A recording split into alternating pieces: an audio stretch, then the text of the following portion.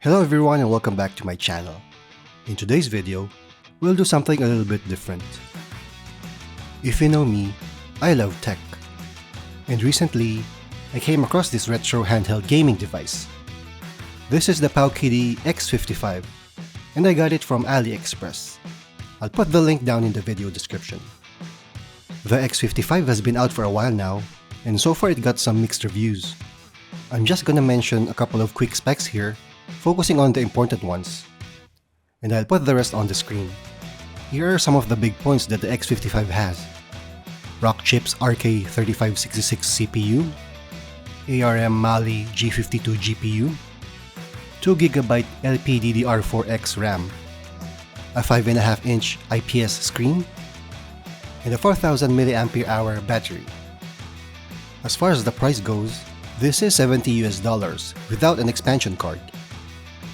I purchased mine with my own money, and I opted for the unit plus a 128GB SD card, which has about 30,000 games. That's a lot of games. I've been playing with this device for about a month now, and I have a few words to say. Let's talk about the physical specs. It feels kinda plasticky, but not uber cheap. It weighs 293 grams, which is fairly lightweight. Design-wise, it's nice and comfortable to hold in the hand. I like the added ergonomic grip design at the back. As for the buttons, they feel surprisingly decent. The D-pad is nice and snappy. The face buttons are bouncy. The analogs are responsive. And the shoulder triggers are full range, although they sound too clicky. Let me give you a listen right here. So playing this in bed at night or on a plane trip can be a bit too loud. But they do feel really good and quite satisfying to press. The function buttons are oddly placed. The select and start buttons are on opposite sides, while the volume up button is on the left, while the volume down is on the right, which is unusual. And these are also clicky buttons. At the top of the device, we have the reset button on the left and the power button on the right. There are two USB-C ports. One is host, one is DC/OTG. There is a mini HDMI port for displaying to an external monitor. And it has a 3.5mm headphone jack. Finally, at the bottom we have the stereo speakers and two microSD card slots. The one on the left is for the operating system, while the one on the right is for the games. And before I forget, this device has Wi-Fi and Bluetooth connectivity. Out of the box it came with Gel OS, but I found out that they stopped supporting it, so I installed the Rocknix OS instead. If you want to learn how to install Rocknix OS, check out the link in the video description.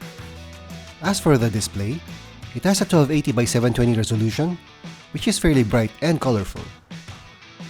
The X55 can comfortably emulate classic arcade games, Atari, NES, SNES, Game Boy Advance, Sega Genesis, Sega Saturn, and PlayStation 1. It can also emulate Dreamcast and some lighter PSP, Nintendo 64, and Nintendo DS games. But the Nintendo Wii, GameCube, and Sony PlayStation 2, you need a more powerful device for that. In short, if it's from the 80s, 90s, or early 2000s, you're in for a seriously good time. So, all this for around $70? That's ridiculously decent. Is it perfect? No. Is it future-proof? Maybe not. But is it a great starter handheld or a solid backup to your Nintendo Switch or Steam Deck? Heck yes! For casual retro gaming with a nice screen and comfy controls, the Powkiddy X55 punches way above its weight. If you want an in-depth review of this device, I will link a video from Retro Game Core. He has an awesome channel talking about different retro handhelds. Alright, that's a wrap. Let me know in the comments section. What's the first game you'd play on the Powkiddy X55 if you get one? Don't forget to like this video, subscribe to my channel, and hit that bell like you're smashing buttons on Tekken 3. Thanks for watching.